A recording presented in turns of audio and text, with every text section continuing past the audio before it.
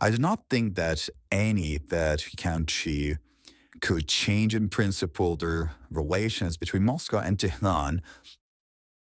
They are building upon arrangements that were reached between presidents of Russia and president of the Islamic Republic of Iran, and they meet the interests of the two states, two peoples, and it is reflected in a host of practical material projects.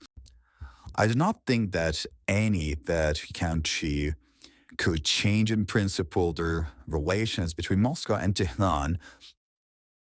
They are building upon arrangements that were reached between presidents of Russia and president of the Islamic Republic of Iran, and they meet the interests of the two states, two peoples, and it is reflected in a host of practical material projects, such as the construction of Bushehr nuclear power plant, the implementation of clans, in transport infrastructure, such as international North-South corridor, and many other issues on the agenda of Russia-Iran relations, and that are of special importance, including for the development of the whole region, the Eurasian continent.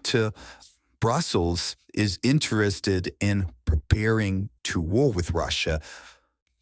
That's what our European colleagues want, that judging from our previous context with the United States, starting from the year's Russia summit in Anchorage and following the subsequent contacts with Witkoff and Kushner, we see that the United States understand that such scenario is unrealistic. They wanted to curb any attempts to drag Ukraine into NATO.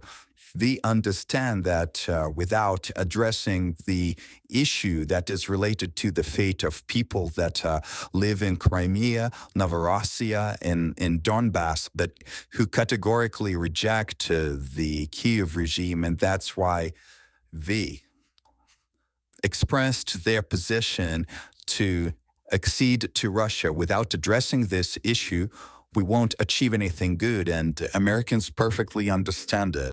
On the fact that our contacts, our Russian-American contacts on Ukraine are based on the strong foundation that were laid by the summit-level meeting in Alaska, where an understanding was reached both by Russian and American sides. Our position remains unchanged. This is a principled stance based on the principles of respect for the sovereignty and territorial integrity of all states, whose governments naturally represent the interests of their entire population. And Venezuela was precisely such a state. Therefore, our principled assessments of that illegal operation carried out by the United States remain in force and are shared by the overwhelming majority of countries in the Global South. The nations of the Global South and the Global East. Only Western Europeans and other allies of Washington so shamefully attempt to avoid making principled assessments, yet it's perfectly clear to everyone that this constitutes a gross violation of international law. And overall, this clearly indicates a certain trend. And other actions that we are observing on the international stage all serve as clear evidence of not even a try. The strategic moves of our American colleagues aimed at shattering that entire system, a framework which had been painstakingly constructed over many years with their own direct participation.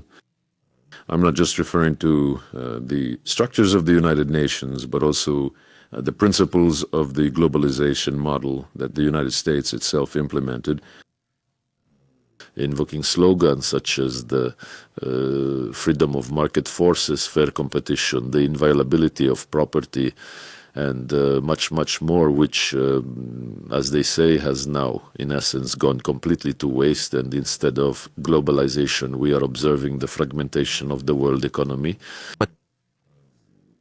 We have a long and established history of strong, positive and strategic relations with Venezuela.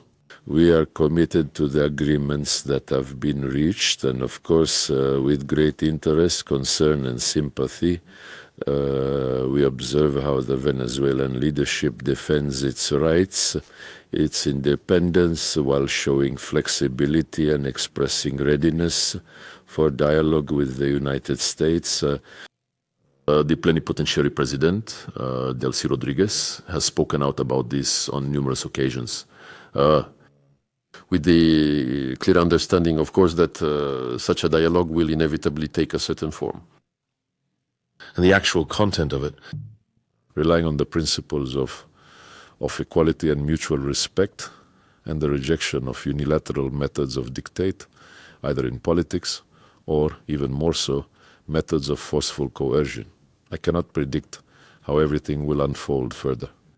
However, at this current juncture, we observe that the Venezuelan leadership is actively upholding its national priorities and steadfastly defending its national sovereignty, as well as the crucial necessity of participating in international relations, precisely as an equal, fully sovereign, and truly independent state.